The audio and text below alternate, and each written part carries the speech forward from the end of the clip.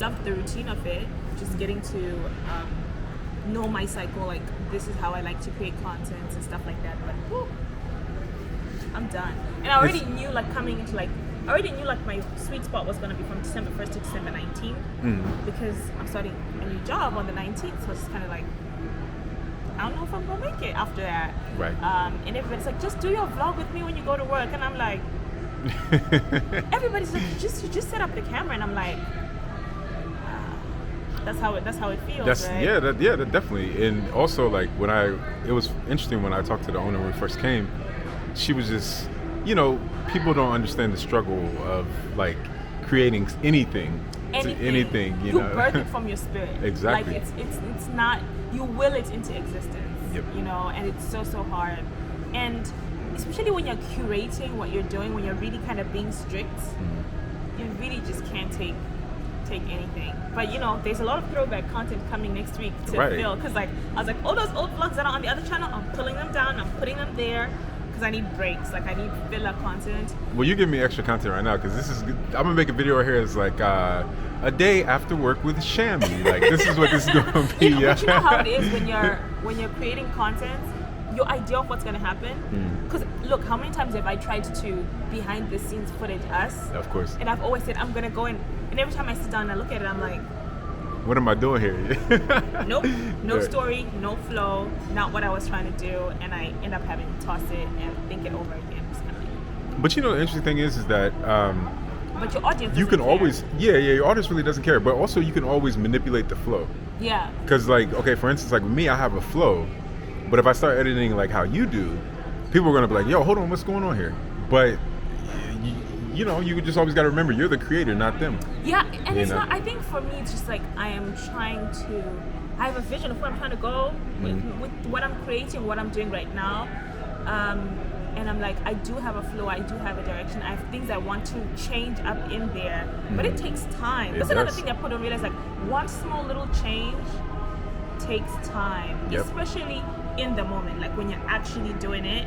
It takes time to say, let me edit B-roll like this, let me do the intro like this. I mean, it takes like maybe 6-7 videos before you hold on. So I'm glad that you know how hard it is for me now when I be having the intro and I have to like think about that, then I had the outro. When you gonna do that? When you gonna do that? Yeah, I don't even like doing intros and outros for that very reason. It's time consuming. Like people think it's easy, but it's not. It's time consuming, and it's also very hard to. It basically forces you to script in a way, because you cannot conclude a video when you haven't seen it together in one place, but you're trying to conclude it.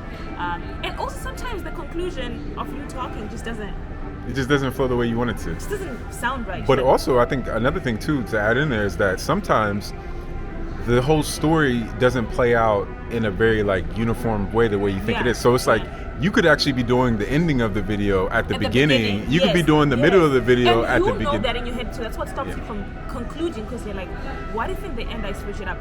Now I'm at the point where you know me, I'm like take a lot of content, edit it down kind of person. So now I edit it.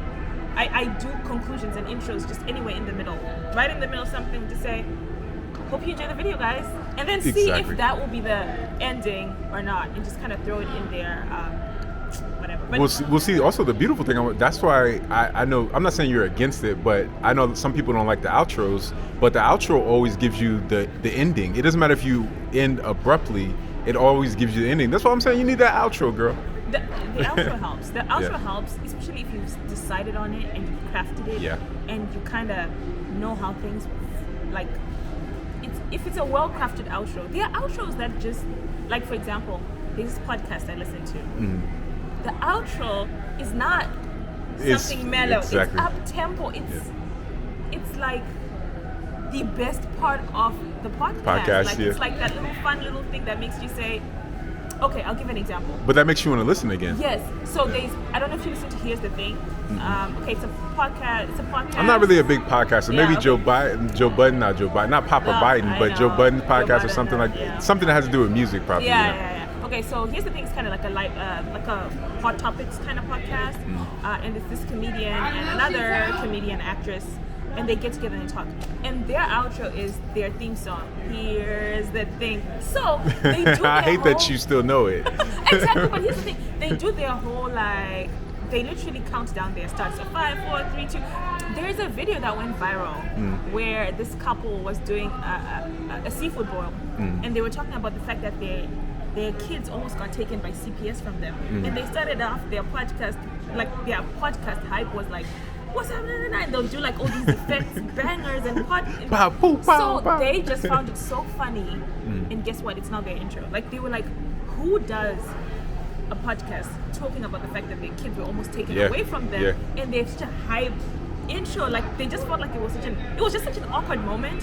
And then they just do it every single time. So that's their intro. Their intro is, what's up, everybody? Here's the thing. I mean, that's really how I got.